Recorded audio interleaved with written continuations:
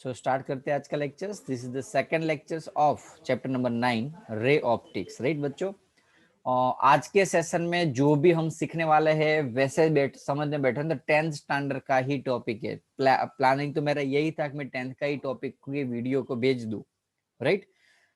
लेकिन फिर भी ऐसा लगा कि चलो इसमें भी देखते हैं, नहीं देखते, ओके, वो दिखाना पड़ता है। स्पेशली ऐसा तो पॉसिबल नहीं कि हर एक स्टूडेंट देखेंगे, वो भी है।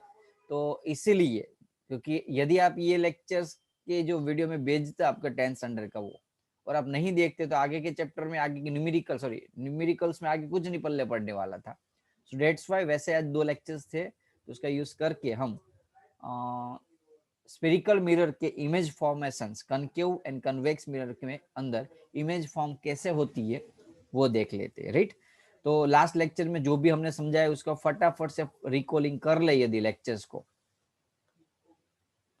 तो फर्स्ट हमने रिफ्लेक्शंस के बारे में सीखा था, ओके। लाइट क्या है वो सीखा था। 4000 से 8000 के एंगस्ट्रॉम के बीच में लाइट की अलग अलग प्रॉपर्टीज दिखी थी हमने। बीम ऑफ लाइट क्या होती है, ट्रैवल कैसे करती है, कौन सी प्रॉपर्टीज थी। रिफ्लेक्शंस के 3 लॉ सीखे थे, इंसिडेंट रे, रिफ्लेक्शन से रिले, normals, lies on the same plane, ये सब कुछ हमने सीखे थे। उसके बाद हमें image formation by plane mirror, actual plane mirror में इमेज कैसे फॉर्म होती है, incident ray, reflected ray and normal आना ही चाहिए। बोले काफी सारी फिगर में आपको दिया नहीं होगा, लेकिन वो होगा 100%, तो वो देखा था हमने। दूसरी चीज हमने न्यूमेरिकल्स एक देखा था कि कोई भी ऑब्जेक्ट हाइट, जो उसकी जो हाइट होती है h है, तो यदि इन बिटवीन यहाँ मिरर में रखूं तो मुझे कितनी हाइट का मिरर रखना पड़ेगा, h हाइट को ऑब्जेक्ट को मिरर रखने के लिए कितनी हाइट जरूरी है। तो h/2 जितनी हाइट एटलीस्ट मिनिमम रिक्वायर्ड है। सिमिलरली एक दूसरा क्वेश्चन था, एक वॉल है, वॉल के बीच में एक बंदा खड़ा है मिड बिटवीन, और यहाँ मिरर रखना है मुझे। बंदा जो है, पर्सन है, वो मिरर और वॉल के बीच में है, मिड पॉइंट पे, तब हाइट कितनी रखनी पड़ेगी। तो इतना डिस्टेंस एक्स्ट्रा बढ़ जाएगा, इतना तो था ही 2l, एक्स्ट्रा इतना बढ़ जाएगा जो हमें हो जाएगा टोटल 3l। तो डबल होने की वजह से टोटल जो x, ये जो अंदर छोटी वैल्यू आएगी वो ये 3x है, तो ये x है। यदि h होती तो ये h/3 होती। एक न्यूमेरिकल्स अच्छे थे, जी नीट के अंदर बहुत बार पूछे हुए क्वेश्चन थे। तो वो खास कनकेव एंड कन्वेक्स मिरर के बेसिक फंडामेंटल टर्म्स हमने देखे, focal point, focal length, centre of curvature, pole, principal axis, सब कुछ रिपीटेड है, नया कुछ भी नहीं है। साइन कन्वेंशन के बारे में देखा कि कब पॉजिटिव लेना है, कब नेगेटिव लेना है। क्लियर है ना बच्चों? आज के ये जो लास्ट सेशन में जो भी मैंने समझाया था उसमें कोई डाउट नहीं है ना किसी को? No sir. दूसरा हमने फोकल लेंथ और spherical mirror, okay. Focal length का रिलेशन देखा था रेडियस ऑफ कर्वेचर के साथ, तो वो हमने प्रूव किया था बाद में tan थीटा, ओके, ट्राइंगल को कंपेयर करके। पता है ना ये सब कुछ, थीटा टू थीटा कंपेयर किया और वैल्यू निकाली थी एफ और आर के रिलेशंस की। बहुत इजी है, मैथमेटिकली आप इजीली प्रूव कर सकते हो। तो आज के सेशन में क्या सीखोगे? वैसे लास्ट लेक्चर्स के अंदर टाइम नहीं था, इसलिए एक टॉपिक रह गया था कि एक्चुअली जो एफ और आर का रिलेशन है, एफ और आर का रिलेशन, क्या वो हर एक केस में सही है? जैसे कि ये टॉपिक जब चल रहा था तो मैंने एक चीज बताई थी, इस केस के अंदर यहाँ हम थीटा छोटा लेते थे, याद करो ये वर्ड मैंने बोला था, tan 2 theta equivalent to 2 theta. क्यों लिया था? जब एंगल छोटा होता है, जब एंगल छोटा होता है तो उसके साथ एक दूसरी भी कंडीशन थी जो मैं आपको आज सेशन में सिखाने वाला हूँ, ओके। वो बाद में देखते हैं, पहले जो मेन कंसेप्ट है वो स्टेप टू स्टेप, जैसे कि हैंड रिटन नोट्स है उसी हिसाब से मैं आगे बढ़ू। तो फर्स्ट टॉपिक हमारा आज का रहेगा इमेज फॉर्मेशन, इमेज कैसे फॉर्म होती है। तो बहुत इजी तरीके से मैं आपको, वैसे ऑलरेडी आपने 10th स्टैंडर्ड में यदि सीख लिया होगा तो आपको पता ही होगा कि इमेज कैसे फॉर्म होती है। लाइक समझ लो मैं कनकेव मिरर लेता हूं, तो पहले बनाने में क्या यूज होना होता है। यदि इमेज फॉर्मेशन आपको एग्जाम में नहीं पूछ सकते बच्चों, लेकिन ये इसलिए बता रहा हूँ कि एग्जाम में उसके बेसिस पे न्यूमेरिकल्स बहुत होते हैं, एमसीक्यू में भी ऐसे न्यूमेरिकल्स होते हैं और एनसीईआरटी में भी दिए हुए हैं। तो डेट्स व्हाई हमें पता होना चाहिए कि कहाँ ऑब्जेक्ट रखने से कहाँ इमेज मिलती है, कैसे टाइप का इमेज मिलती है, कितनी बड़ी मिलती है, छोटी मिलती है। ये कॉन्सेप्ट के लिए मैं आपको रिविजन करा रहा हूँ 10th का कॉन्सेप्ट। तो पहले हम क्या करेंगे, जब भी आपको मिरर का प्रॉपर इमेज बनानी होगी, मैंने फ्री नोट्स के अंदर रफली इमेज बनाई है, लेकिन आप अपने हिसाब से एक बार प्रैक्टिस कर लेना।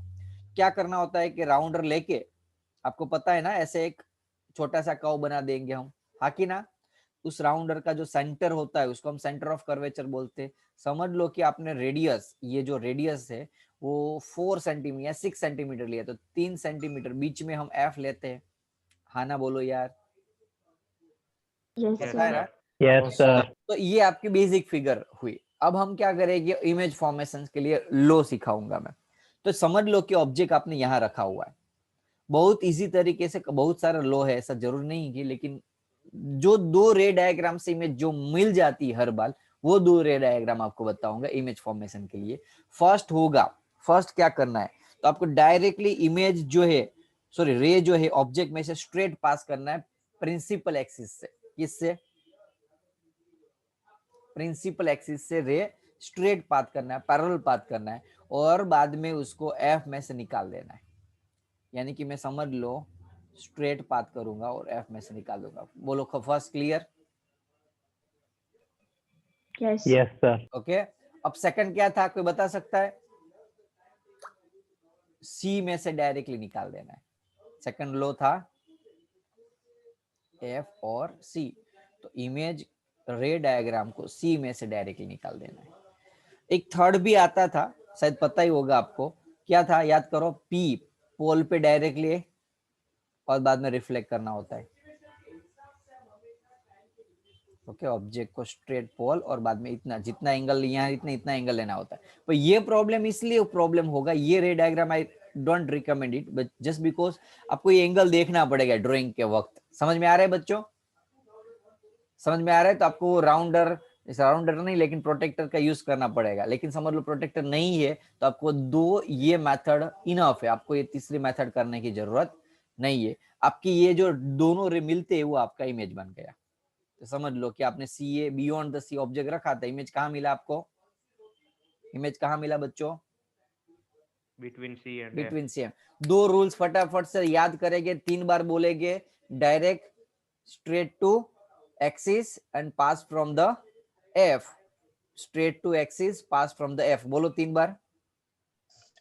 Parallel to axis, yes, parallel to axis, and passes through focus. Pass through focus. दूसरा रूल्स क्या था? Directly pass from, Center of curvature. Directly pass through C. बस ये दोनों रूल्स बना दिए आपने, दो रे बना दिए तो आपको इमेज मिल जाएगी। बोलो कोई डाउट यहाँ तक किसी को? No sir. ओके। अब हम इमेज बनाते हैं, कैसे इमेज बनती है। 2-3 इमेज बनाऊंगा, सारी इमेज में आपको नहीं सिखाऊंगा, जस्ट बिकॉज बेसिक फंडा है, आपने 10th में बहुत बार प्रैक्टिस की होगी सभी ने। चलो, तो एक तो मैंने बना दी ये वाली बियॉन्ड द सी वाली। ऑब्जेक्ट कहाँ रखा था बच्चों? ऑब्जेक्ट कहाँ रखा था मैंने? Beyond C, beyond C. Image कहाँ मिली? Between Between C and F. Between C and F. कोई नेचर बता सकता है किस टाइप की इमेज है ये? Real. real and inverted. Real and inverted, चलो याद तो है एटलीस्ट। अब रियल एंड इन्वर्टेड कैसे पता चलेगा? यदि यदि जो ऑब्जेक्ट और इमेज है वो अपराइट एंड डाउनवर्ड यानी कि ऑपोजिट डायरेक्शन में होगी तो always real and inverted image मिलेगी। समझ में आ रहा है? जनरल फॉर्मूला बता, बाकी काफी बार 10th में मैंने यही चीज मैंने 10th में ऐसे भी बताया था कि जो लेफ्ट साइड मिले वो रियल इन्वर्टेड होते हैं, कि ना। ओके। दूसरा रूल्स क्या था? या तो ऐसे मिले और या तो लेफ्ट नहीं, सॉरी, हाँ लेफ्ट साइड, जो लेफ्ट साइड मिले मिरर से लेफ्ट साइड यदि इमेज मिल रही है तो रियल इन्वर्टेड होगी, और राइट साइड मिलेगी तो वर्चुअल होगी। तो दोनों तरीके से आप याद रख सकते हो, दोनों मेथड है, रियल इन्वर्टेड से पता चलना चाहिए आपको। या तो यदि ऊपर नीचे इमेज मिल रही है, ऑब्जेक्ट और इमेज ऑपोजिट डायरेक्शन में है, तो भी हम बता सकते हैं कि रियल इन्वर्टेड है। और या तो वो लेफ्ट साइड पे मिल रही है तो भी हम बता सकते हैं कि वो रियल इन्वर्टेड है। कोई डाउट बच्चों? Size, no sir. साइज आपको दिख रही है, ये जो ऑब्जेक्ट था ए बी, उससे इसकी जो साइज है ए डेस बी डेस वो बहुत छोटी, हाँ कि ना? Yes sir. हाँ कि ना? Yes sir. Yes, sir. Yes sir. तो इमेज यानी कि किसको क्या बोलते हैं, काफी बार हम साइंटिफिक लैंग्वेज में क्या बोलते हैं, डिमिनिस्ड। Diminished. लेकिन साइंटिफिक लैंग्वेज में याद ना रखो तो आप शॉर्ट लार्जर या बिगर या स्मॉलर ऐसे यूज कर सकते हो वर्ड। कोई डाउट? चलो No, sir. अब हम ऑब्जेक्ट को रखते सी के ऊपर, एफ सी, सी के ऊपर यदि ऑब्जेक्ट रख रहे, बोलो कैसे करूंगा? पहले तो स्ट्रेट पास फ्रॉम एफ और E एक पे ही टॉप में से सी में से ही पास करूंगा, तो यहाँ इमेज मिली। तो सी ऑन ऑब्जेक्ट कहाँ था? On C. On C. Image कहाँ मिली? On C. On On C. C. Nature कैसा है? Real real and inverted. inverted. और size? Same. Same. Same. Very good. फटाफट से जस्ट रिकॉलिंग कर रहे, इसलिए प्रॉपर अच्छी सी फिगर नहीं बना रहा हूँ, राइट? चलो ऑब्जेक्ट को हम रख रहे हैं सी और एफ के बीच में। मेथड स्ट्रेट एफ में से और एक डायरेक्टली सी में से। अब बोले कि सर इमेज मिल ही नहीं रही है। सॉरी, मिलेगी, वो थोड़ा मैंने बनाने में दिक्कत हुई है। अब स्केल सर वो से अच्छे F से, वाला केस में थोड़ा एफ सी आगे पीछे हो गया होगा। आप प्रॉपर लोगे ना वैल्यू तो आपको दिक्कत नहीं होगी, डोंट वरी। ओके, ये तो मैं रफली वैल्यू होती है ना, इसलिए प्रॉपर नहीं मिलती है जनरली। ऑब्जेक्ट यहाँ रखा स्ट्रेट एफ में से और एक डायरेक्टली सी में से। ओके, ना मिले तो मिला देना एग्जाम में। ओके, पूरी इरेज नहीं कर देनी है सब कुछ फिगर, इतनी प्रॉपर फिगर बनाने की आपको जरूरत नहीं पड़ेगी एग्जाम में। कोई डाउट? ऑब्जेक्ट कहाँ रखा था हमने? between C and F. Between C and F. Image कहाँ मिली? Beyond C. Nature? Real and inverted. Real inverted. Size? Enlarged. Larger. Magnified बोल सकते हैं, लार्जर, एनलार्ज, अलग अलग वर्ड है, आप अपनी लैंग्वेज में जो भी लिखो सही है। चलो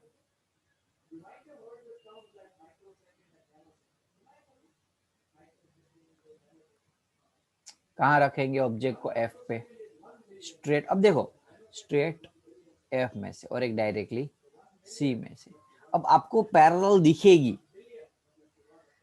लेकिन एक्चुअल में पैरेलल नहीं होगी, वो थोड़ी थोड़ी नजदीक आती जाएगी। आप बहुत बार लंबा खींचोगे ना तो कहीं कुछ यहाँ कुछ वो एक दो पॉइंट पे मिलना चांसेस है। इसका मीनिंग ऑब्जेक्ट तो हमने ऑन एफ रखा लेकिन इमेज कहाँ मिलेगी? अभी यहाँ आपकी बुक्स में नहीं मिल रही लेकिन बहुत दूर मिलेगी, तो इसको हम क्या बोलेंगे बच्चों? इन्फिनिटी। ये ध्यान रखना। ओके, काफी बार ये भूल कर देते, स्टूडेंट बोल देते थे कि नहीं मिल रही है और पीछे खींच लेते हैं। पीछे तब खींचो जब ये दोनों के बीच का डिस्टेंस क्या होता हो, ऐसे आता हो, एक ऐसे जा रहा है और एक ऐसे जा रहा हो, तो पता ही कभी मिलने ही नहीं वाले। और यहाँ तो चांसेस है दोनों को मिलने के। ओके, नजदीक नजदीक जा रहे हैं, दोनों को चांसेस है मिलने की। अरे सो दैट्स व्हाई इमेज कहाँ मिलेगी बच्चों? Infinity. Nature same, real and inverted, just because left side object image मिल रही है। और साइज हाईली मैग्नीफाइड। क्लियर है बच्चों? Yes sir. पक्का? Yes. ओके, अब एक एक्स्ट्रा जो थी अलग टाइप की, एक्स्ट्रा तो नहीं बोल सकते लेकिन डिफरेंट टाइप की, याद रख लेना। ये इसमें मेथड थोड़ी चेंज होगी फिगर बनाने में। ऑब्जेक्ट को हमने कहाँ रखा बच्चों? पी एंड एफ के बीच में। कहाँ? पी एंड एफ के बीच में। मेथड वही, स्ट्रेट एफ में से और एक डायरेक्टली सी में से। सी क्या लग रहा है आपको ये मिलने वाले कभी? No sir. दो साथी ऐसे बीच में कभी मिलने ही नहीं वाले, क्या करेंगे? मिलाना है तो सपनों में मिलाते हैं उसको, पीछे इधर से extend. पीछे. पीछे मिलाएंगे, राइट? तो यहाँ जो एक्चुअल इमेज मिल रही है वो एक्चुअल इमेज है ही नहीं, हमने जस्ट उसका वर्चुअल इमेज बनाई है, राइट? तो ऑब्जेक्ट को हमने कहाँ रखा था बच्चों? Between F and F P. And P. P यानी कि पोल। तो इमेज कहाँ मिली आपको? Behind the ऐसे mirror. ऐसे भी लिख सकते, बिहाइंड द मिरर। ये मिरर ये वाला है, ये याद रखना। अब देखो इमेज जो है उसका नेचर चेंज हो जाएगा। अभी तक हमें जो मिली, अब देखो ऑब्जेक्ट जैसे था वैसे ही इमेज मिली, हाँ कि ना? सेम साइड पे देख लो। मैंने क्या बोला था? यदि रियल एंड इन्वर्टेड होगी तो ऑपोजिट साइड पे मिलेगी। यहाँ सेम साइड पे मिल रही है, यानी सेम जैसी मिल रही है ऊपर अपवर्ड सेम डायरेक्शन में, दैट मीन्स ये क्या होगी बच्चों, वर्चुअल। वर्चुअल। काफी बार उसके नीचे एक इरेक्ट वर्ड भी यूज कर लेते हैं, लेकिन आपको खाली वर्चुअल लिखो तो भी चलेगा। साइज, साइज क्या है देख लो, थोड़ी बड़ी है तो मैग्नीफाइड। बोलो कोई डाउट इसे यहाँ तक किसी को? No sir. No, sir. Okay एकदम अच्छे से प्रॉपर तरीके से बनी हुई फिगर का जस्ट रिकॉलिंग कर लो। चलो इन्फिनिटिव फर्स्ट वाली ऑब्जेक्ट, जब एक ये रह गया नहीं, इन्फिनिटिव ऑब्जेक्ट होता तो देख लो, ऑब्जेक्ट इन्फिनिटिव होता है तो कहाँ आता है, रिफ्लेक्ट होती है यहाँ एफ के ऊपर। ऑब्जेक्ट कहाँ है, on F. Infinity, on infinity, object infinity पे, इमेज एफ के ऊपर बन रही है, ये जो एक्चुअली रह गई थी ना वो ऑन एफ। साइज देख लो, साइज कैसी, एकदम छोटी पॉइंट साइज, पॉइंट साइज। और नेचर कॉमन लॉजिक है, रियल एंड इन्वर्टेड। अब बोलोगे सर ऐसे कैसे पता चलेगा रियल इन्वर्टेड, मैंने क्या बोला था, लेफ्ट साइड यदि मिल रही है इमेज तो ऑलवेज रियल इन्वर्टेड ही होगी। यहाँ इमेज मिल रही, इसका मीनिंग ये लेफ्ट साइड का भाग हुआ, ये राइट साइड का भाग हुआ, तो राइट लेफ्ट साइड के लिए real inverted, sorry real inverted, yes. बाकी ये तो मैंने बताई है, बियॉन्ड द सी देख लो, सी एंड एफ के बीच में, सी नंबर का सी के ऊपर, between C and F, on F, between F and P. कोई डाउट बच्चों? No sir. पक्का? बस ये Yes, याद sir. रखना है। ओके इमेज इसलिए मैंने समझा, जैसे रिकॉलिंग करने के लिए टेबल रिकॉलिंग करना, जो मैंने अभी आपको अलग अलग टेबल अलग अलग पॉइंट लिखा है ना, उसका समरअप है, समरी है ये। ओके समझाने की जरूरत है कि आगे बढ़ो? बोलो। सर आगे बढ़े। ओके नाउ कन्वेक्स मिरर में इमेज कैसे मिलती है, वैसे मैंने डायरेक्टली बता ही दिया है, एक पेज रह गया है, वर्चुअल। लेकिन समझ लो कि इमेज कन्वेक्स है, राइट, ऑब्जेक्ट कन्वेक्स है, तो ऐसा होगा, इन्फिनिटिव से रे आ रहे हैं। अब कॉमन लॉजिक है तो रिफ्लेक्ट होने वाले, हाँ कि ना? अब रिफ्लेक्ट ऐसे हो रहे हैं कि वो कभी मिलने ही नहीं वाले, देख लो मिलेंगे कभी ऐसे रिफ्लेक्ट हुए रे, ये मिल No, सकते sir. कभी? नहीं मिलेंगे। अब हम क्या करेंगे, उसको मिलाते हैं पीछे, जिस इमेज को हमें मिलाने की जरूरत पड़ी वो ऑलवेज वर्चुअल इरेक्ट होगी, याद रखना। तो ऑब्जेक्ट कहाँ था बच्चों, इन्फिनिटी। इमेज कहाँ मिली आपको, एफ। एफ के ऊपर। बोले सर एफ कहाँ है, पीछे एफ होता है, हाँ देखो कनकेव मिरर होता तो इस साइड एफ होगा, और कन्वेक्स मिरर होगा तो इस साइड एफ होगा, याद रखना ये चीज। ओके एफ पे ऊपर मिली, नेचर तो वर्चुअल एंड इरेक्ट, और साइज तो एकदम पॉइंट Point साइज। डाउट ये क्लियर हुआ? अब ये जनरल केस है सभी के लिए। अब यहाँ आप between C and F, F on C ऐसा नहीं आएगा, क्यों नहीं आएगा, बता सकता है? क्योंकि एफ और सी कहाँ आता है, इस साइड के भाग में आता है, वो तो पीछे चला जाएगा मिरर के पीछे, वो तो वहां तो हम ऑब्जेक्ट रख नहीं सकते मिरर के अंदर, तो मिरर के सामने कहीं एफ और सी नहीं आता, इसलिए हम क्या लिखेंगे, ये इन्फिनिटी है और ये पोल है। तो कॉमन केस ऑब्जेक्ट कहाँ रखेंगे हम, बिटवीन इन्फिनिटिव एंड पी। यहाँ कहीं भी रख रखो, यहाँ रखो, यहाँ रखो, यहाँ रखो, कहीं भी रख लो, इमेज एक ही जगह पे आएगी। कहाँ? ड्रॉ करने के बाद पता चलेगा। देखो ऑब्जेक्ट एफ और ये सी। ओके रूल्स वही जो कनकेव के लिए क्या क्या था, स्ट्रेट एफ में से पास, ध्यान रखो स्ट्रेट एफ में से पास, और एक डायरेक्टली सी में से पास। याद आया? वही चीज जो Yes. मैंने आपको बताई थी, और एक डायरेक्टली सी में से पास। कहाँ मिले दोनों, इस साइड मिले। ये भाग है ना, वो डॉटेड लाइन का रीजन ये है कि एक्चुअली ये रे यहाँ आ ही नहीं सकते, ओके, क्योंकि रिफ्लेक्शन है, मिरर है, तो रिफ्लेक्शन से बाद में आपको ऐसा बता देना है, और इसको डॉट डॉट डॉट डॉट बता दो। पहले भले आप ड्रॉ कर दो, लेकिन आप बाद में लाइन है ना एकदम लाइट करके उसके ऊपर डॉटेड डॉटेड बता देना। समझ में आया? अदरवाइज ऐसे बनाने जाओगे ना फिगर, तो आपको कहीं एफ के ऊपर मिल सकती है, कहीं एफ और सी के बीच में मिल सकती है, डिपेंड कर रहा है। ओके यदि थोड़ा इधर उधर हुआ तो प्रॉब्लम हो सकता है। So that's why I recommend को पहले आप इमेज बना ही दो, कि आपको पता है कि यहाँ इमेज मिल रही है, और मेथड वही पकड़ लो, एक तो एफ में से पास करना है और एक डायरेक्टली सी में से पास करना है और यहाँ इमेज मिलती है। कोई डाउट बच्चों? No sir. No image sir, कहाँ मिली हमें? Between between F and P. F and P. तो क्या ये उल्टा जैसा लग रहा है? देखो लास्ट केस था ना कनकेव मिरर में, यहाँ हम एफ और पी के बीच में रखते तो इमेज पीछे मिल रही थी, यहाँ इमेज ऑब्जेक्ट पीछे रख रहे तो इमेज यहाँ मिल रही है, हाँ कि ना? Yes sir. Okay, virtually erect and size थोड़ी सी स्मॉल। कोई डाउट इसमें? देख लो एक बार, वर्चुअली इरेक्ट डायमिनिस्ट कहाँ मिल रही है इमेज? ओके, क्लियर था कॉन्सेप्ट? 10th का कॉन्सेप्ट था, नया नहीं था।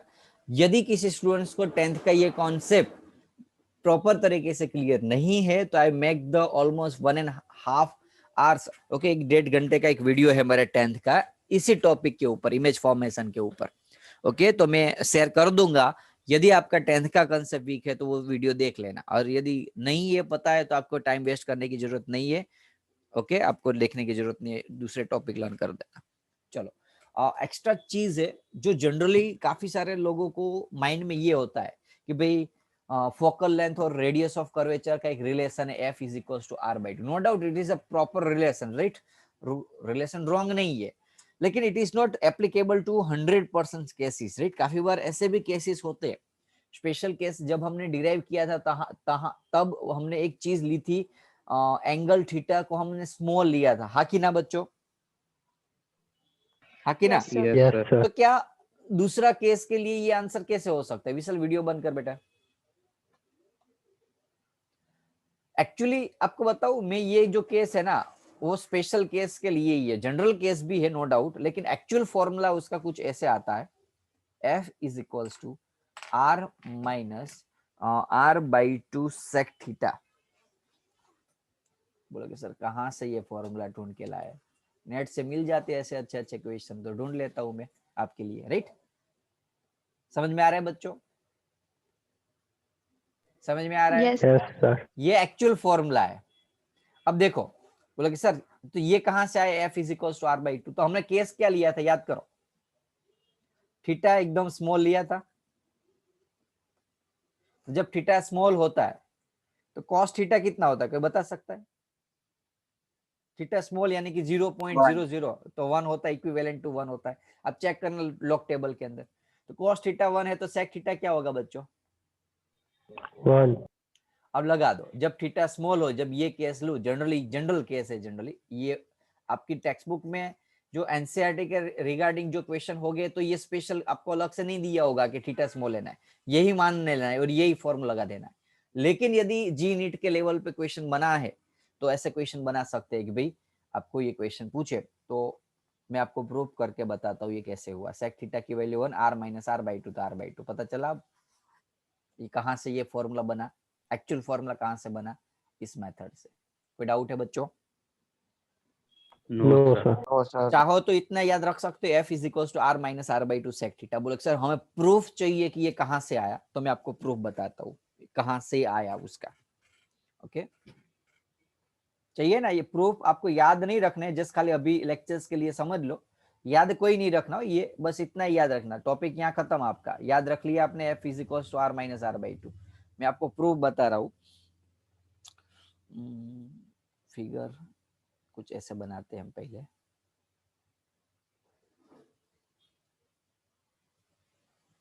दूसरे एक नया टर्म्स आएगा आपको बता रहा हूँ, पैरा एक्सियल। देखो खाली ये थीटा स्मॉल हो तब के लिए नहीं था, दो चीज थी। जब हम कोई भी फिगर लेते हैं ना तो उसमें दो केस होते हैं, एक तो ये जो मिरर हम मिरर ले रहे हैं हम, वो बहुत बड़ा हो सकता है या तो एकदम छोटा हो सकता है। समझ लो, लाइक एग्जांपल फॉर ये है आपका स्फीयर जिसमें से मिरर बना। ध्यान रखना, इंटरेस्टिंग चीज है ये। अरे यार, ओके, समझ लो ये मिरर बना, इसको एपर्चर बोलते हैं। समझ लो इतना कट करूं मैं तो इतना हुआ, तो ये उसका एपर्चर।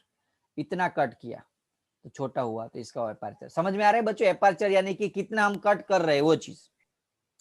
मिरर जो है उसकी Yes, ये sir. लेंथ, तो जितनी कम लेंथ होगी उतना मिरर ऐसे स्ट्रेट जैसा बन जाएगा, हाँ कि ना? Yes, sir. तो देखो हम यदि एकदम ऐसे कर्व लेते, तो याद करो क्वेश्चन जब मैंने समझाया था, अरे यार ये फिगर बनाने में बहुत दिक्कत हो रही है, तब हमने यहाँ कुछ ऐसी वैल्यू ली थी एफ और सी स्ट्रेट, हमने ऐसे लाइन खींचा था, यहाँ पी डेस लिखा था और मैंने बताया था इसको हम निगलेक्ट कर देंगे, याद आया? इस चीज को हम निगलेक्ट कर देते, ये इतना है तो भी उसको एफ पी डेस को भी एफ ही मानते, ओके? ये एक्चुअली एफ इतना होता है, लेकिन ये एफ पी डेस को भी हम एफ मानते हैं, क्यों? क्योंकि इतना जो भाग है उसको निगलेक्ट कब निगलेक्ट कर सकते हैं? यदि स्मॉल एपर्चर का ऑब्जेक्ट हो तब। देख लो अब यहाँ एकदम छोटा लाइन आएगा, अब समझ में आया आपको कौन सा केस के बाद के निगलेक्ट इसलिए कर रहे थे हम? ये भाग एकदम छोटा, यदि एपर्चर बड़ा है, ये कर्व भाग ज्यादा है, तो हम निगलेक्ट नहीं कर सकते ईच एंड एवरी केस के लिए। जब आप कुछ एक्स्ट्राऑर्डिनरी क्वेश्चंस कर रहे हो और उसमें ऐसा लिखा हुआ है कि aperture is not even small to neglect, then you have to put this formula, याद रखना। समझ में आ रहा है कि नहीं यार? Yes, sir. Yes, sir. Aperture छोटा हो तब ये फॉर्मूला, एपर्चर जब स्मॉल हो, बहुत स्मॉल, तब ये फॉर्मूला है। जब एपर्चर स्मॉल ना हो और बिगर हो तब ये फॉर्मूला लगाना पड़ेगा, ओके? दूसरा एक टर्म्स आएगा आपका कोएक्सियल, दूसरा एक 2 3 4 कंडीशन है इसके लिए। ये जो फॉर्मूला ऐसे ही नहीं बना है, 3 4 कंडीशन। फर्स्ट कंडीशन क्या थी हमने ली थी? एपर्चर छोटा होना चाहिए, स्मॉल, तब ये फॉर्मूला लगेगा, अदरवाइज ये फॉर्मूला लगेगा। दूसरा ये फॉर्मूला कब लगता है? जब जो रे है ना वो पैराएक्सियल हो। बोलोगे सर ये पैराएक्सियल क्या है? देखो कॉमन लॉजिक है, यदि स्मॉल एपर्चर होगा, छोटा एपर्चर होगा, तो जो रे है चाहे कितनी भी दूर हो लेकिन नजदीकी कहलाएगी। अब एपर्चर ही बड़ा है तो रे चाहे नजदीक भी हो तो भी दूर कहलाएगी। समझ में आ रहा है मैं क्या कह रहा हूं? ये डिस्टेंस देखो, ये दोनों करेस्पॉन्डिंग डिस्टेंस देखो, ये पैरेलल रे के बीच का, और ये डिस्टेंस देखो, भले एक्चुअली है नो डाउट वो करेस्पॉन्डिंग वैल्यू सेम ही है, लेकिन फिर भी यहाँ एपर्चर छोटा था तो ये जो रे एकदम नजदीक है, और यहाँ एपर्चर बड़ा है तो रे एकदम दूर है। तो ये जो फॉर्मूला हम F is equal to R/2 लगाते हैं ना, वो पैराएक्सियल केस में, पैराएक्सियल केस कब होता है? जब ऑटोमेटिकली एपर्चर छोटा होता है तो ये केस बन जाता है। देखो अब चाहे कितने भी रे लगाओ नजदीक ही आएंगे, और यहाँ कितने भी रे लगाओ एटलीस्ट डिस्टेंस मिलेगा उसके बीच में। समझ में आ रहा है कि नहीं? तो पैराएक्सियल यानी कि ये वाले पैराएक्सियल है कि जब ये जो प्रिंसिपल एक्सिस है उससे जो रे आते हैं, उसके पैरेलल रे जो हम ऑब्जेक्ट में से निकालते हैं वो एकदम नजदीक हो प्रिंसिपल एक्सिस से, उसको हम पैराएक्सियल बोलते हैं। उसको हम क्या बोलेंगे? ये इन्फॉर्मेशन बहुत कम जगह पे मिलेगी, राइट? आपको एचसी वर्मा, एसएल वर्मा, सेल के अंदर भी नहीं दी है, मैंने बाहर से निकाली हुई है फॉर इन्फॉर्मेशन, ध्यान रखना नेट से। तो ये खास ध्यान रखनी है चीज, ओके? कोई डाउट इसमें पैराएक्सियल में? No, sir. तो कौन सी कंडीशन होनी चाहिए? एपर्चर छोटा होना चाहिए, रे पैराएक्सियल होनी चाहिए, तब ये फॉर्मूला जाके हम अप्लाई कर सकते हैं हर एक केस के अंदर में। देखो मैंने इसलिए यहाँ एक्स्ट्रा वर्ड लिखा हुआ है कि यदि आपको जम नहीं रहा है तो don't worry about it, right? ऐसा टेंशन मत लो क्योंकि टॉपिक ही एक्स्ट्रा ऑर्डिनरी है, ओके? 1 घंटे का टॉपिक को मैं 10 मिनट में समझाने का ट्राई कर रहा हूँ, तो एटलीस्ट प्रॉब्लम तो होगा ही, लेकिन समझ लोगे तो आपको काम आएगा, राइट? एक्स्ट्रा इन्फॉर्मेशन मिलेगी आपको। चलो अब हम ये प्रूफ करते हैं कि कैसे हुआ ये।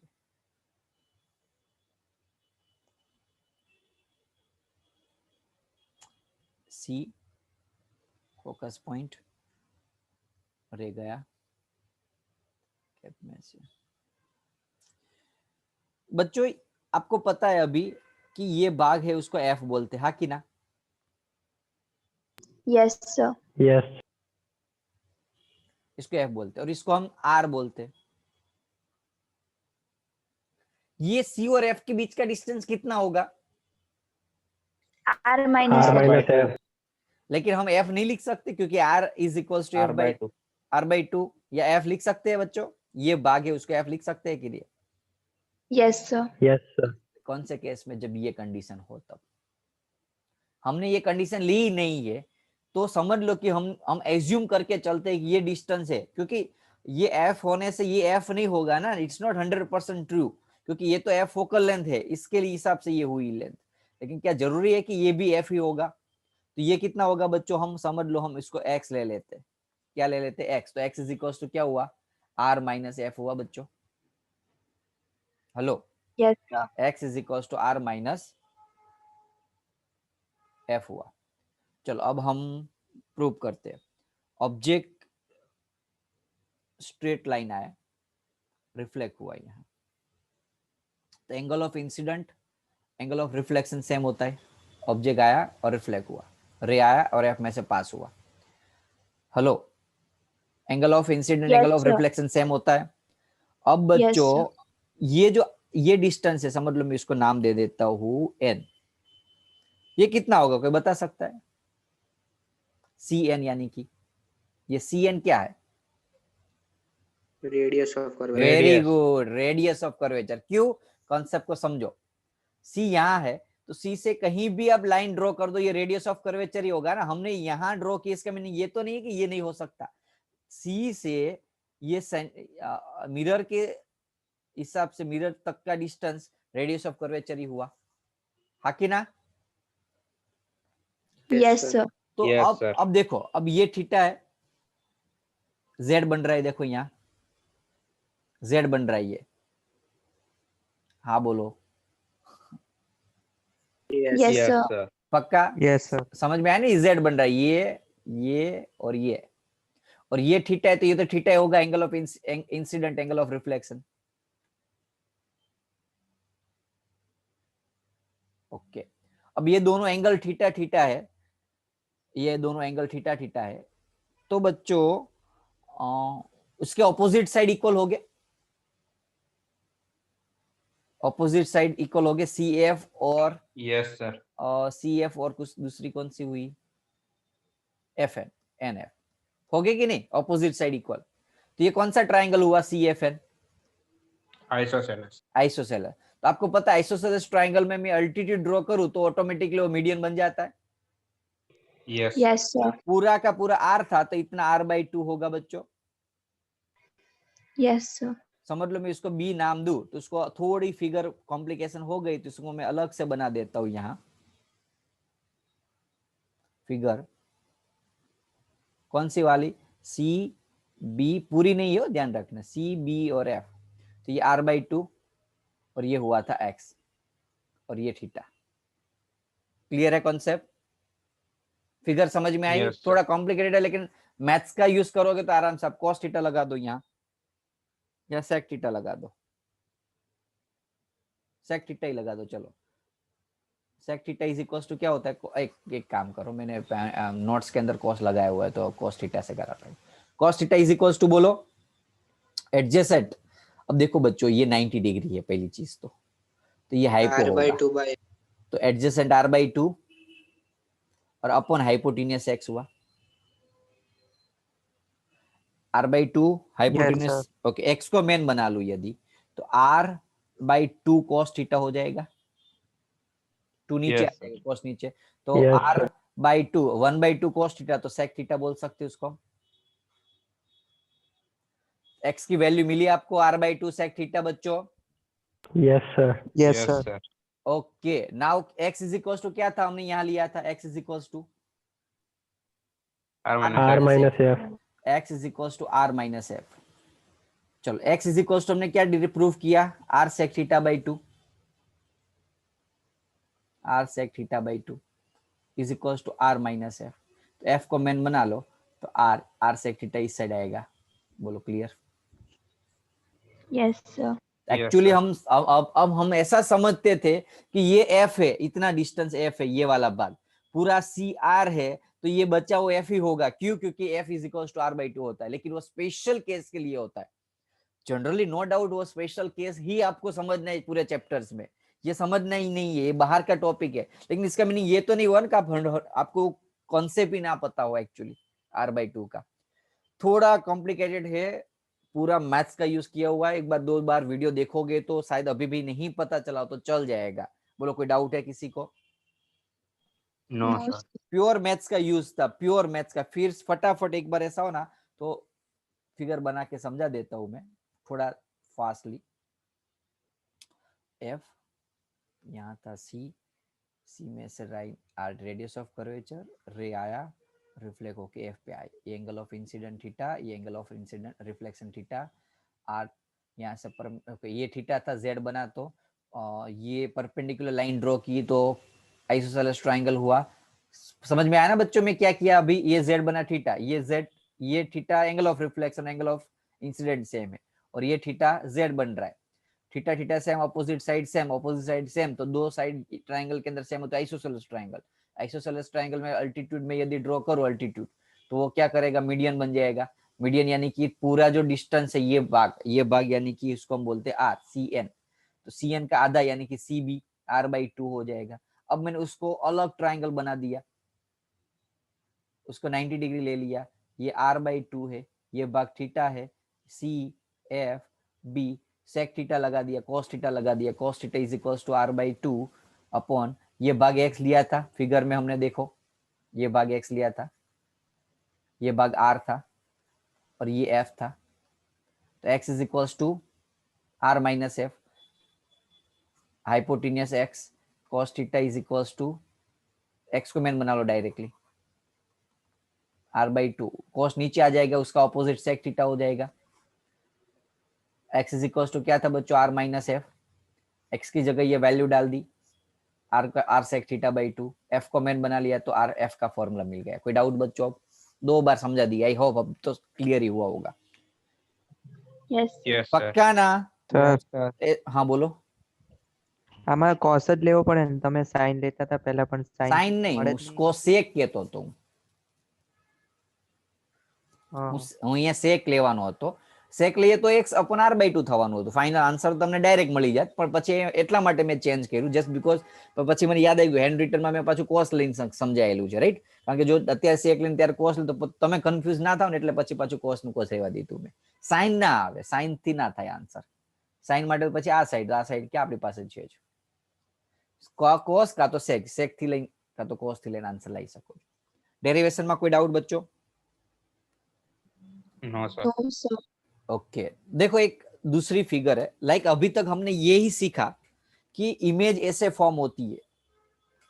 अभी तक हमने इमेज के लिए सारे रे जो है वो पैरेलल किससे लिए थे? प्रिंसिपल एक्सिस से, हाँ कि ना? Yes, sir.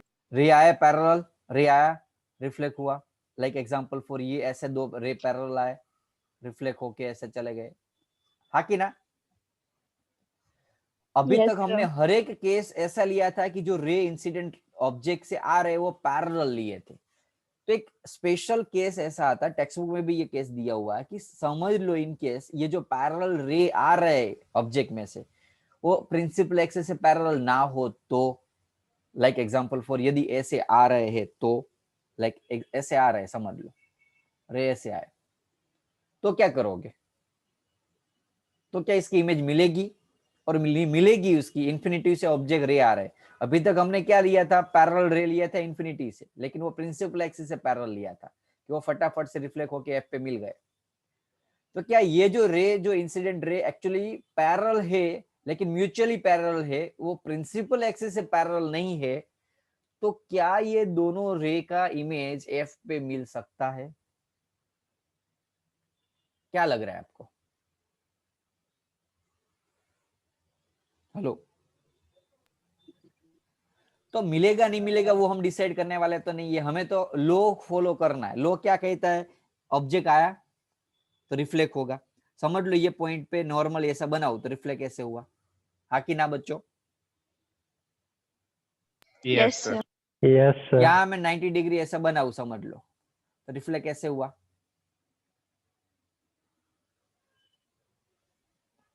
मिले दोनों, चलो नो डाउट मिल रहे हैं क्योंकि रिफ्लेक्ट ये 90 डिग्री है, रे ऐसे गया और ये 90 डिग्री पे रे ऐसा आया, दोनों मिले यहाँ इस पॉइंट पे ऊपर। तो बच्चों क्या ये पॉइंट एफ कहलाएगा? हाँ देखो ये पॉइंट है ना वो एफ है, अब हम ऐसा मानते हैं कि यही एग्जैक्ट पॉइंट है जहां इमेज मिलनी चाहिए, यही पॉइंट ऐसा है जहां इमेज मिलनी चाहिए, ऐसा नहीं है। इस प्लेन में कहीं भी आपको इमेज मिलेगी वो एफ के ऊपर ही कहलाएगी। समझ में आ रहा है मैं क्या कह रहा हूं बच्चों? हमारे माइंड में ऐसा है कि एफ है तो यहां ही इमेज मिलनी चाहिए। यदि इमेज यहाँ एफ है लेकिन इसी प्लेन में मिल रही है, इसका प्लेन है समझ लो एफ का ये एरिया, तो यहाँ कहीं भी ऊपर नीचे कहीं भी मिले तो उसको एफ के ऊपर ही मिली हुई इमेज कहलाएगी। समझ में आ रहा है हाँ कि ना बच्चों? Yes, Yes, sir. पक्का? yes, sir. ओके, तो ये खास ध्यान रखना। कोई डाउट बच्चों? No, sir. ओके, एक दो इमेज ऐसे दी हुई है, रे पैरेलल आए और रिफ्लेक्ट हुए और यहाँ इमेज मिली, यहाँ एफ के ऊपर नहीं मिल रही तो शायद इसलिए जो ऑब्जेक्ट रे आ रहे हैं वो कहाँ हो गए, कहाँ मिल रही है? एफ के ऊपर Behind the नहीं मिल mirror. रही, बिहाइंड द मिरर मिल रही है। देखो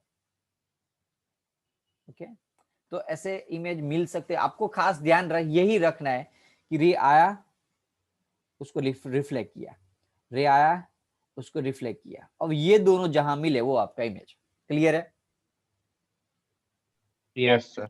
ओके, ये खास ध्यान रखना। ओके, एक ही लो आया और रिफ्लेक्ट किया सेम एंगल से, जितना इंसिडेंट एंगल था समझ लो, लाइक एग्जांपल फॉर एक ऐसा है तो मैंने ऐसे रे निकाला, तो मैं क्या करूंगा, पहले तो इसका 90 डिग्री बनाऊंगा। ये सेंटर है समझ लो, ये सी है, सी, तो सी में से एक लाइन बनाऊंगा और बाद में जितना एंगल यहाँ होगा उतना एंगल से रिफ्लेक्ट कर दूंगा। समझ में आ रहा है? बस यही मेरा रूल्स होना चाहिए। जिनके ऐसी टेढ़ी बेड़ी कोई फिगर आपको पूछ ले एग्जाम में, तो यदि क्योंकि इस चैप्टर में से रे डायग्राम बनाने आते हैं तो सिंपल तो आएंगे नहीं, ऐसे जो अभी आगे मैंने समझा ऐसे ऐसे डायग्राम तो आने नहीं वाले, क्योंकि 10th के है तो कुछ ट्विस्ट कर सकते तो ऐसे ट्विस्ट करेंगे। कैसे? ऐसे टेढ़े क्वेश्चन पूछ लेंगे आपको। तो ये दो डायग्राम, ऐसा नहीं है ये दो ही डायग्राम, लेकिन कोई भी पकड़ लो। ओके, ये रूल्स पकड़ना है। गया सी है, उसमें से एक लाइन पतली सी लाइट लाइन खींच लो, इतना एंगल अरेंज करके राउंड सॉरी प्रोटेक्टर से खींच लो, दूसरा रिफ्लेक्ट कर दो। ओके, कॉन्सेप्ट समझ में आएगा Yes, sir. जब आपको ये मैं एक्चुअली न्यूमेरिकल समझाऊंगा। अभी मुझे पता है कि ये टॉपिक आपको ज्यादा जमा नहीं होगा, मुझे 90% पता है। ओके, लेकिन मेरे पास न्यूमेरिकल नहीं है इसे, अदरवाइज मैं आपको कराता तो आपको और जमेगा। लेकिन इससे जैसे ही उसके न्यूमेरिकल आएंगे तो आपको ये कॉन्सेप्ट समझ में आ जाएगा, इमेज डायग्राम बनाना। यहाँ तक कोई डाउट है किसी को? No, sir. अब मिरर इक्वेशंस क्या है? मिरर इक्वेशन याद होगा, 10th स्टैंडर्ड में पढ़ चुके हो आप। 1/u is equal 1 to upon 1 u, by v is equal to 1 upon f। हाँ कि 1 ना? by f. ये मिरर इक्वेशन क्या काम आता है कि जब आपको ऑब्जेक्ट और फोकल लेंथ दी होती है तो इमेज फाइंड कर सकते हो, इमेज दी होती है तो ऑब्जेक्ट फाइंड कर सकते हो, ऑब्जेक्ट और इमेज है तो फोकल लेंथ फाइंड कर सकते हो। हाँ कि ना? दूसरा Yes, इससे sir. ये पता चलेगा कि ऑब्जेक्ट कितना मैग्नीफाई होके जाएगा, कहाँ मिलेगा, वर्चुअल मिलेगी, ये सब कुछ डेटा इसके अंदर ही मिलेगा आपको। तो चलो डिराइव करते हैं ऑब्जेक्ट को। ये फिगर छोड़ दो, मैं दूसरी फिगर बनाता हूँ आपको। ओके, टेक्स्ट बुक में जो मेथड दी है ना वो 10th वाली मेथड है। 10th वाली मेथड याद है ना आपको? क्या करना था, ये ट्राइंगल शायद प्रूव की होगी गुजरात बोर्ड वाले स्टूडेंट, Yes, sir. याद है ना? एक Yes, sir. ये ट्राइंगल और ये ट्राइंगल को सिमिलर बता के A B upon A Similar dash proof बी, करने का. यस ऐसा कुछ प्रूव किया था। दूसरा कौन सा ट्राइंगल लिया था? तो हमने ये दो ट्राइंगल लिए थे बाद में। तो आपको ये मेथड तो है ही आपके पास, राइट? अभी जो मैं समझाने जा रहा हूँ वो थोड़ी छोटी मेथड और डिफरेंट मेथड है जो जनरली दूसरी बुक्स में एसएल और अरोरा में ये वगैरह दी रखी थी। ओके, ये मेथड तो आती होगी ना सभी को, डेरिवेशन वाली? Yes, sir. ओके, तो आती है तो आपको ये मेथड अभी जो मैं करा रहा हूँ वो मेथड याद रखने की जरूरत नहीं है। लेकिन जिस स्टूडेंट्स को ये मेथड आती ही नहीं है तो उसको मैं ये इसलिए नहीं मैं मेथड करा रहा हूँ कि उससे इजी मेथड मेरे पास है दूसरी। ओके, चलो देखते हैं। पहले तो फिगर बना लो। क्या प्रूव कर रहे हैं हम? Mirror equation. ध्यान रखना अभी कौन सा टॉपिक कर रहे हैं? कनकेव मिरर के लिए दो मेथड में कराऊंगा, कन्वेकेव और कन्वेक्स। टेक्स्ट बुक में नहीं दिए लेकिन फिर भी कराऊंगा, कनकेव और कन्वेक्स, मेथड सेम रहेगी। लगा देते डेटा सी एफ, ऑब्जेक्ट हम रखते हैं beyond the C, beyond the C object, छोटा सा ऑब्जेक्ट रखते हैं। इमेज कहाँ मिलेगी आपको? Between C and F. Hello hello, yes sir. Yes. Yes sir. जागते रहना टॉपिक में, बस सो मत जाना, ऐसा नहीं समझ चलो आ रही है मुझे तुम्हें। अब मैं लाइन खींच लेता हूँ, सेंटर में से एक लाइन खींची, 1 मिनट, ओके। अब एक लाइन यहाँ से खींचता हूँ, थोड़ी प्रॉपर फिगर नहीं बनती है मुझसे, लेकिन थोड़ा सहन कर लेना मुझे, ओके। बोलो क्लियर इतना? Yes Yes, sir. Sir. Object, centre of curvature, image, focal length की जरूरत नहीं है, फोकल लेंथ में से लाइन मत खींचना। तो यहाँ से स्ट्रेट लाइन खींच ली। अब ये जो ऑब्जेक्ट है, हम यहाँ हम क्या करेंगे बच्चों, इसको हम नेग्लेक्ट। नेगलेक्ट कर देंगे, यस। तो हमें यहाँ पोल है, लेकिन यहाँ ही ले लेना है पोल, यानी कि यही एफ ले लेना है, क्लियर। यही वी ले लेना है, यही आर लेना है, और यही वी लेना है, पी डैश से सब कुछ लेना है, पी तक नहीं जाना है, समझ में आ रहा है? इतना भाग नहीं लेना है, खींच थोड़ा सा जो बच रहा है ना वो नहीं लेना है। फिगर क्लियर हुई? अब हम एंगल का नाम दे देते, यहाँ अल्फा, यहाँ बीटा, और यहाँ गामा। इसको हम हाइट एच बोल देते, एच, ओके। नाम दे दिया यहाँ क्यू। अब हम चलो 10 अल्फा लगाओ। 10 अल्फा क्या होगा बच्चों? Perpendicular upon base. Q dash triangle में बताता हूँ, OP O Q P dash, O Q P dash में 10 अल्फा लगाओ। ऑपोजिट, ऑपोजिट है एच, ये ट्राइंगल में कलर अलग चेंज करता हूँ, चलो तो पता चले आपको।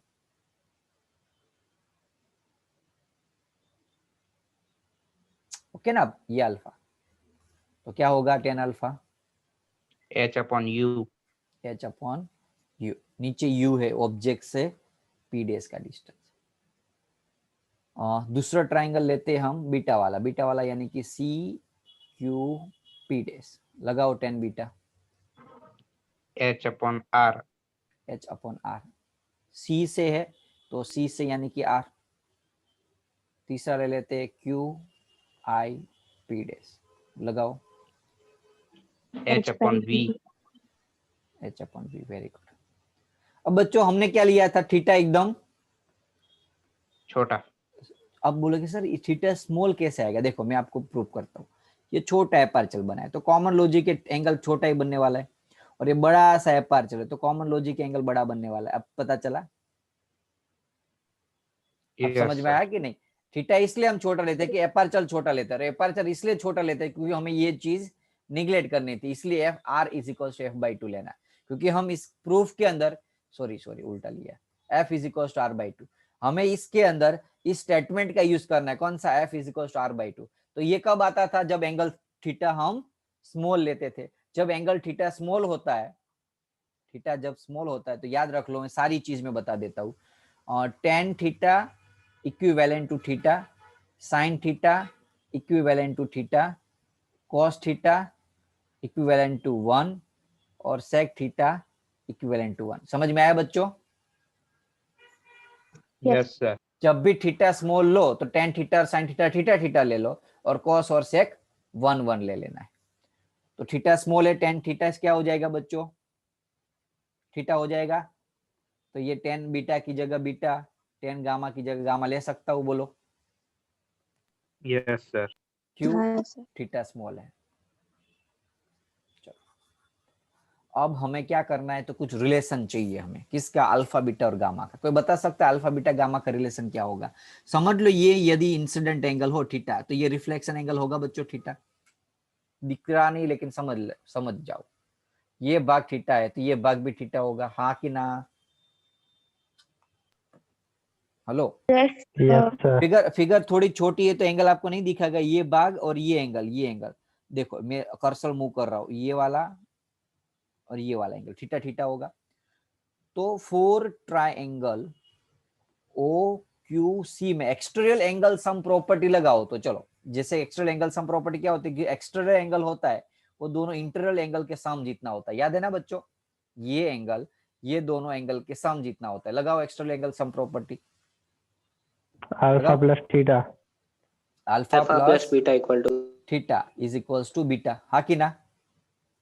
Yes, sir. Yes, sir. Similarly दूसरा ट्राइंगल सी क्यू आई के लिए सी क्यू आई लगाओ, beta plus theta is equal to gamma, हाँ कि ना? देख Yes, लो sir. ये बीटा और ये थीटा, तो ये एक्स्ट्रा एंगल हुआ गामा। ये दोनों में से थीटा थीटा को मेन बना, तो फर्स्ट में थीटा को मेन बनाया तो क्या मिलेगा आपको? Beta minus R.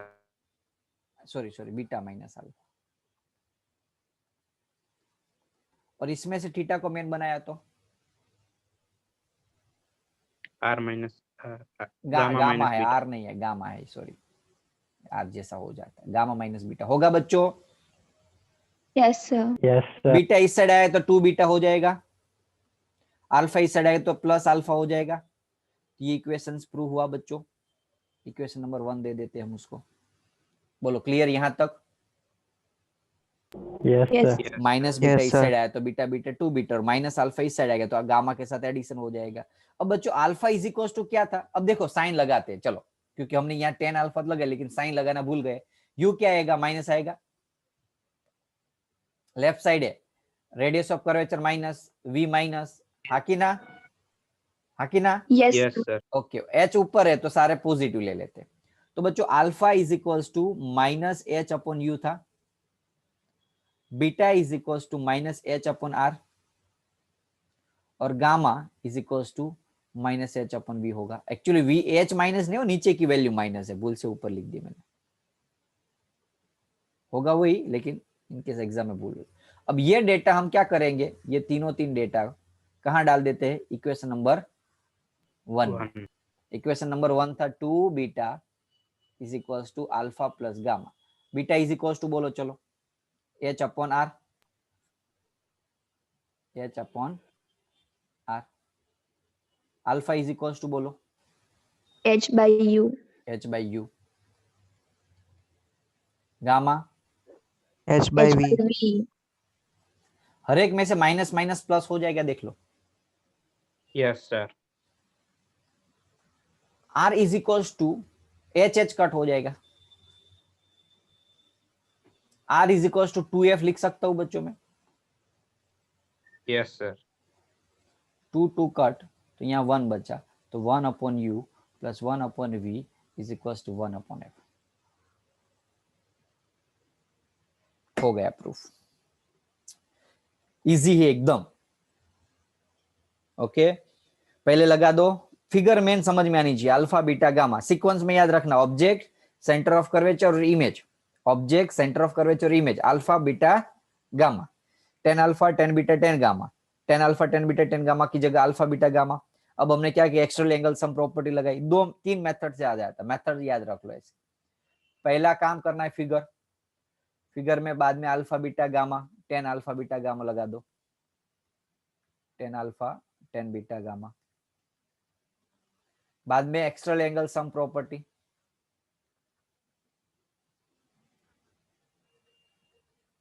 External angle sum property से ये प्रूफ कर दो और वैल्यू डाल दो इसकी, तो आपको मिल जाएगा ये। देख लो आराम से, यदि कोई डाउट हो तो बताओ, रिपीट जरूरत हो तो भी बता दो। पहले ये किया हमने, फिगर बनाई, फिगर एक बार और बना देते, चलो याद रख लेते।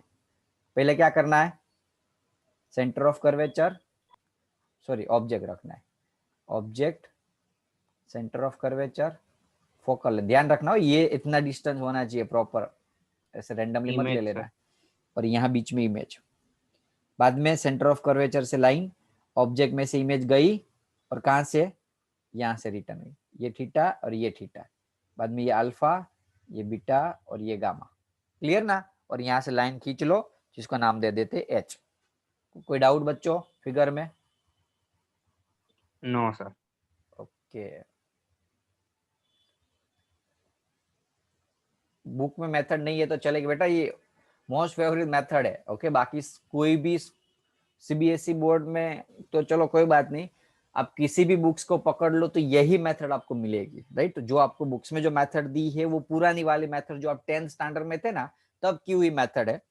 मैंने इसलिए ये मेथड समझे तो आपको 2 मेथड समझ में आ जाए, तो एटलीस्ट कहीं ना कहीं आप एक मेथड भूल जाओ तो दूसरी मेथड यूज कर सकते हो। समझ में आ रहा है? Sir Gujarat board. Gujarat board की मेथड, यानी कि जो आप 10th स्टैंडर्ड में थे ना तब मेथड आती थी ना आपको, एनसीईआरटी थी आपको। हाँ सर, पर मार्क्स तो नहीं काटेंगे ना। अरे एक मार्क्स भी नहीं कट कर सकती है, तो खुश हो जाएंगे फैकल्टी ये मेथड देख के। तो ये फैकल्टी की हॉट फेवरेट मेथड होती है, ये फैकल्टी के लिए हॉट ना फेवरेट मेथड। सर, हाँ बोलो। सर वो आपने बोला था ना कि बोर्ड के अंदर वो गुजराती मीडियम के टीचर बैठते हैं, तो हाँ। उनको तो जो सामने आंसर शीट देते हैं वही चेक करते हैं, हाँ तो उसमें सर, वो इसीलिए मेथड नहीं बोल हुई तो। रही नहीं हूँ। नहीं नहीं कर सकते बेटा, मेथड से नहीं कर सकती आपको, डोंट वरी यार। और यदि फिर भी ऐसा है तो आप वो पुरानी मेथड 10th वाली मेथड यूज कर लेना। ओके, मैंने स्पेस नहीं रखी है, करा देता हूँ, ऐसा हो तो करा दूं, बोलो एक बार वो मेथड हाँ सर, करवा दो ना, रिपीट हो जाए एक बार याद। करा देता हूँ। फिगर थी नहीं शायद हमारे पास ये,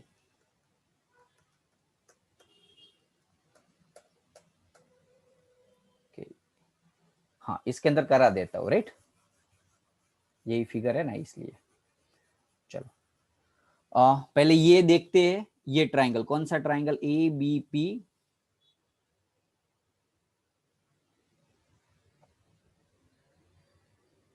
ए B P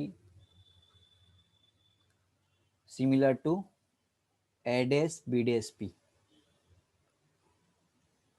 A dash B dash P, clear?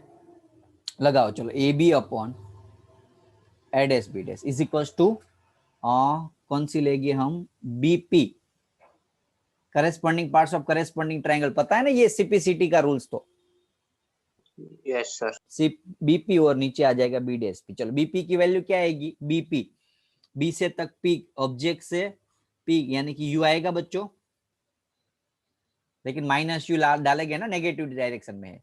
B dash P क्या डालोगे बोलो, B dash P minus V. Minus we.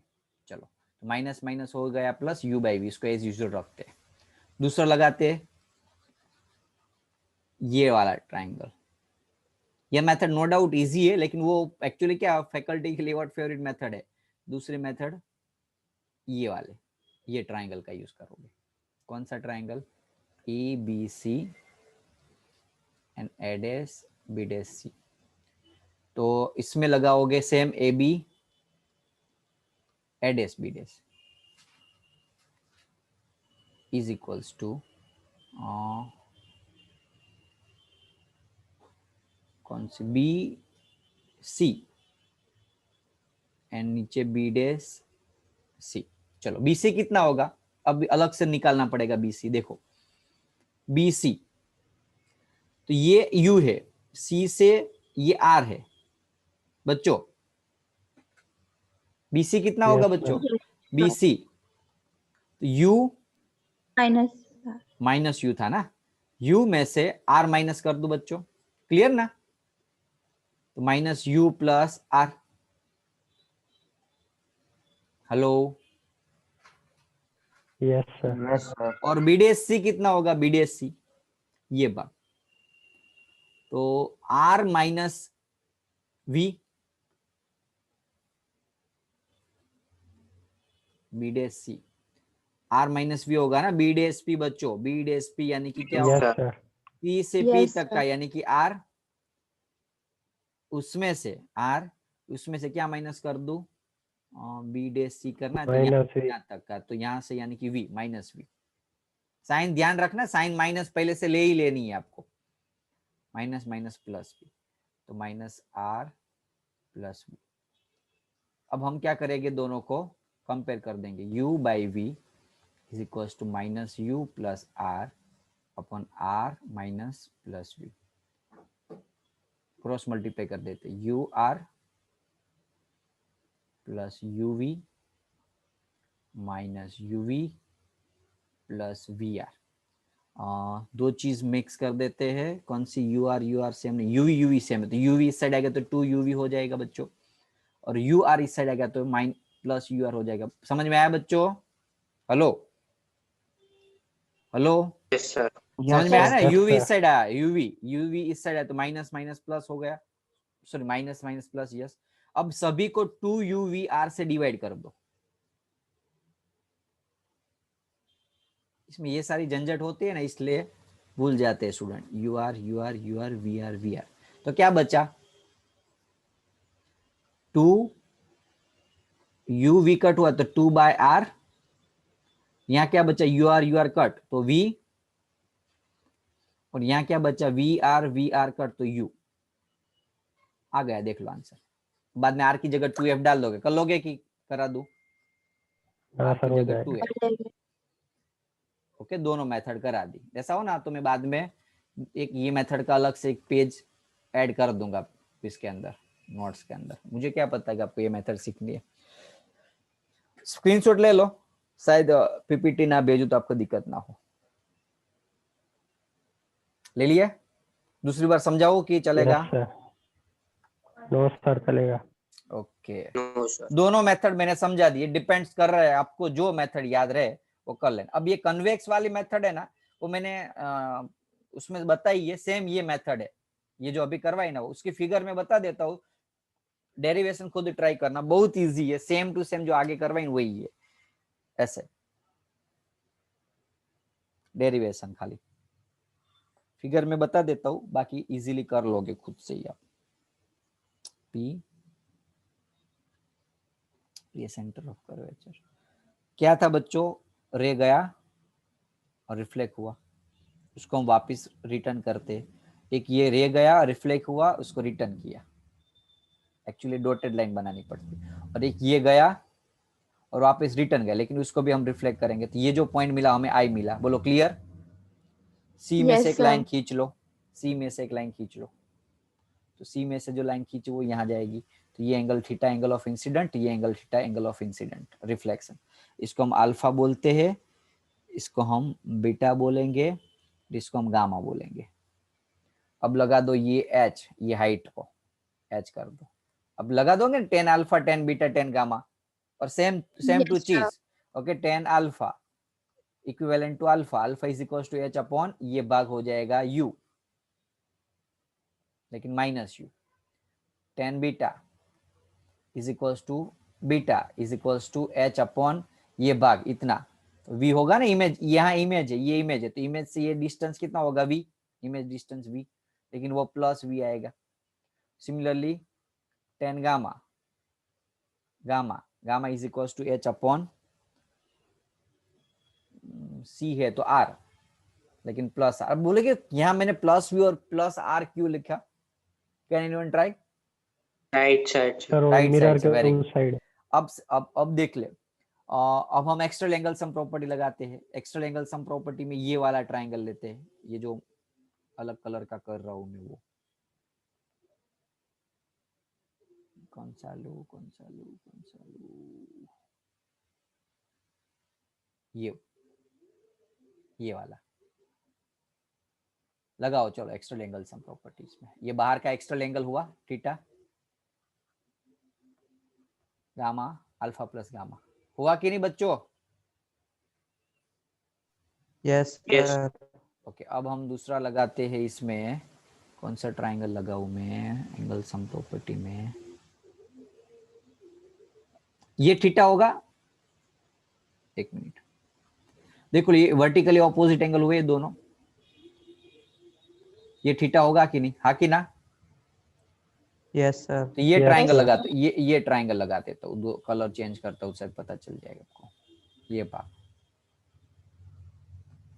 तो ये theta plus gamma is equal to beta.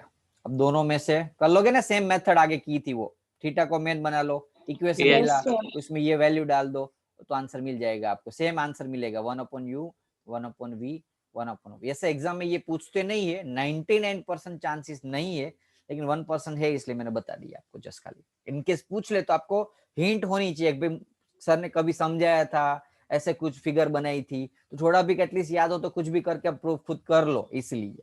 Okay okay sir. चलो, अब लिनियर मैग्निफिकेशन एक काम करो, रिज्वाइन कर लो अब लेक्चर्स को। 5 मिनट आपको गैप मिल जाए, 5 मिनट के बाद तुरंत रिज्वाइन कर लो। चलो 5 मिनट हो, 5:10 हुई तो 5:15 को मुझे रिज्वाइन चाहिए सभी, each and every student. Next topic हम करा लेते हैं। मैं लिंक भेजता हूँ, वो लिंक के ऊपर क्लिक कर लेना। चलो, और नई लिंक भेजता हूँ मैं।